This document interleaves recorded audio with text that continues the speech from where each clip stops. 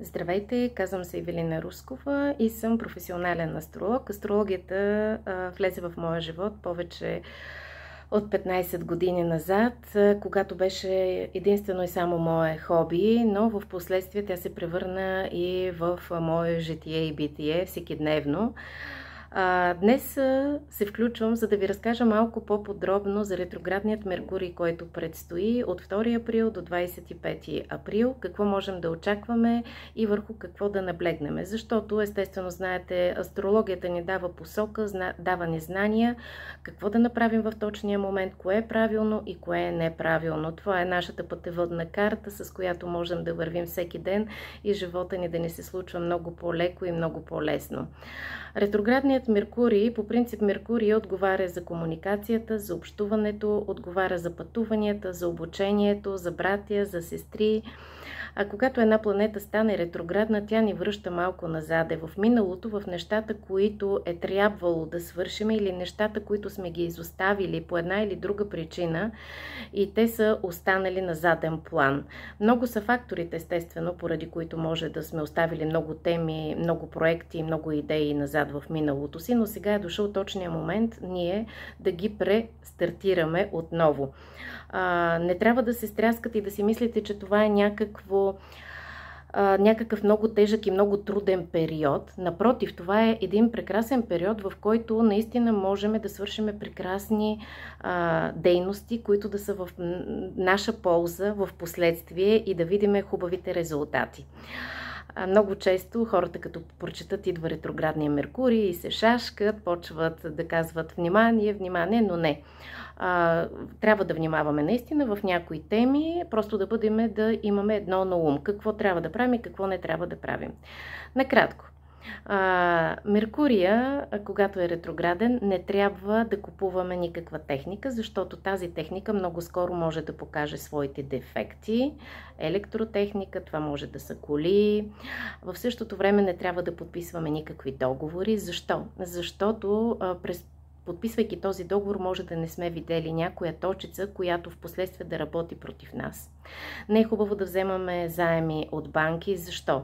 Защото през този период също в самите договорни отношения може да има някоя скрита клауза, която по една или друга причина в последствие наистина да доведе до много трудното възвръщане на този кредит. Какво не трябва да правим още по време на ретрограден Меркурий? Да водим важни преговори. Защо? Защото през този период може събеседниците ни или партньора от среща ни по една или друга причина да ни каже нещо, да обещае нещо, което в последствие да не се случи и естествено всичко ще остане едни празни приказки и ние ще бъдем излъгани. Тъй като все пак Меркурий обича така или иначе да си послъгва и да бъде много хитър и много умен, това е нещото, което трябва да го имаме в предвид.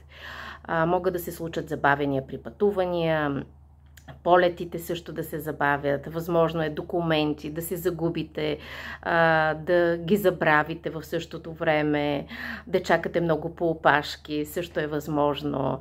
Трябва да внимавате като шофирате, защото при шофиране може да сте малко по-изнервени от обичайното, да бъдете по-конфликтни, може да влезете в някоя ситуация и не дай се Боже да се случи някоя катастрофа.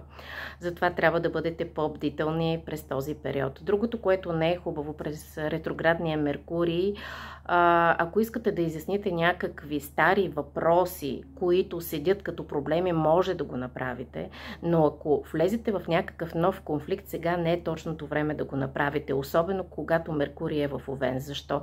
Защото ще бъде ситуацията още по-конфликтна, още по-груба, може да кажете много неща, които не трябва да кажете и естествено всичко това няма да е във ваша полза и нещата ще се превърнат в едно кълбо от нерви и вие ще бъдете много изнервен. Така че това е нещото, което също трябва да знаете, че не е хубаво да правиме. Другото, което през този период е хубаво пък да направим, както казах, старите проекти, старите идеи, които сме ги започнали, но по една или друга причина не сме ги довършили, сега е момента. Могат да се появят хора от близкото ни минало, роднини, които не сме ги виждали дълго време, т.е. да се зарадваме на някоя случайна среща, на някой човек, който не сме го виждали изключително много дълго време в живота ни и той да влезе отново в живота ни. Другото, което особено до 8 април тъй като тогава сме под коридора на затъмненията, на лунното и на слънчевото затъмнение. Трябва да бъдем наистина по-внимателни, защото тук процесите, които могат да се случат, са малко по-експанзивни, малко да не кажа по-груби, или ситуациите могат да са малко по-негативни. Затова трябва винаги да си имаме едно на ум, но нищо застрашаващо, нищо лошо, което да е стряскащо естествено за вас.